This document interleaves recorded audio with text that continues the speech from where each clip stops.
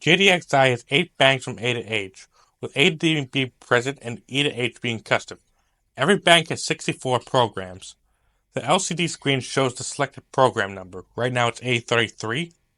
To choose a program, press the Program Parent Value buttons. It could take a while to find the user programs, but while doing my research for this tutorial, I found out you can also quickly switch banks by holding Shift and then pressing the Program Value buttons. See, right now it's H36.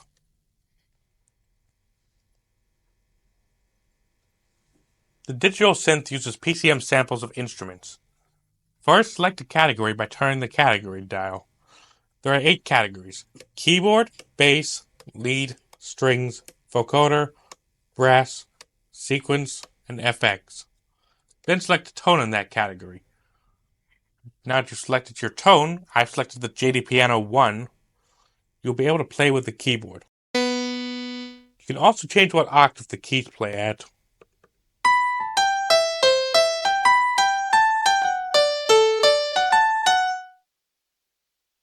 The drums part also uses PCM samples, but this time it uses drums.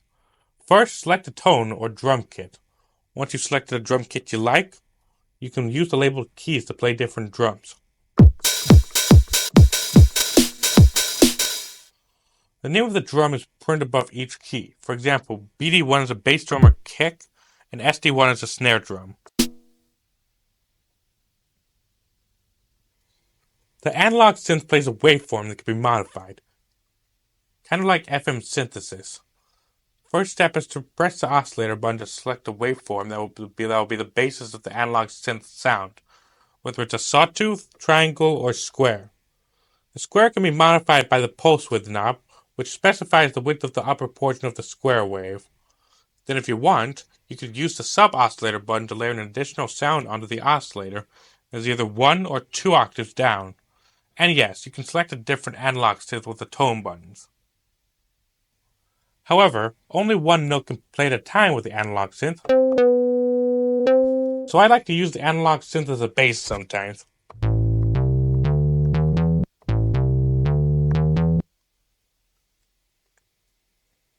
You can change the tempo by using the tempo knob or by pressing the tap button with the correct timing.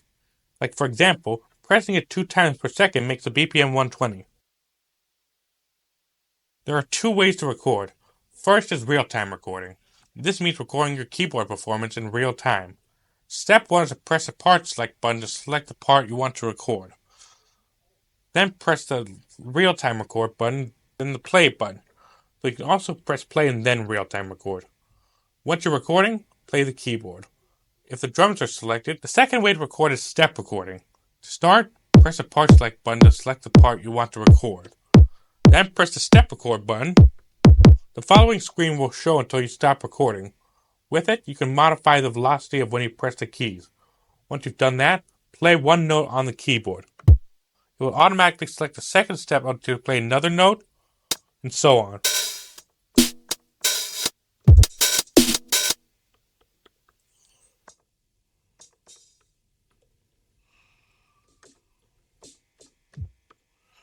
If you feel that your pattern is too short, you can press the menu button, then use the cursor buttons to navigate to pattern length. Oh, there it is.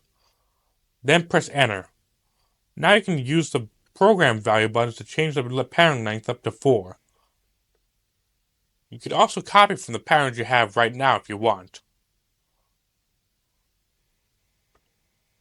You are also able to specify effects used by each part. For effect 1, you have distortion, fuzz, compressor, and bit crusher.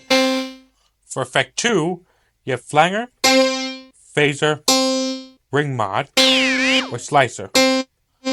Effect 3 is always delay, and effect 4 is always reverb. The audio passes through effect 1, then 2, then delay, then reverb in that order. You can use the knobs to adjust the effect depth, by the way. Low frequency oscillator, or LFO for short, is an oscillator that plays at a very low frequency. It can be used to add vibrato or tremolo to an instrument. To use LFO, you can select a waveform that the oscillator will use. There are more options for the LFO, like the speed, the depth, and what it will affect. It can affect pitch, filter, or amp.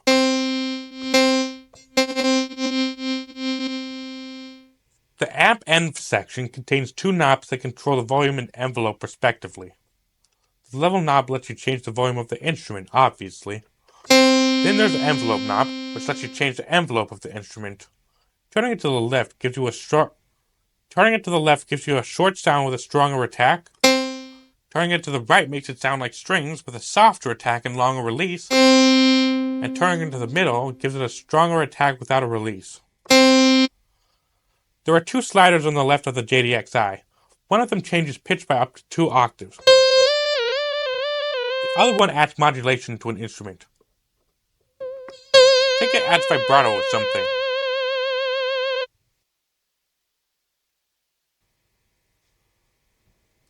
My name is Alex Sanders, and thanks for watching.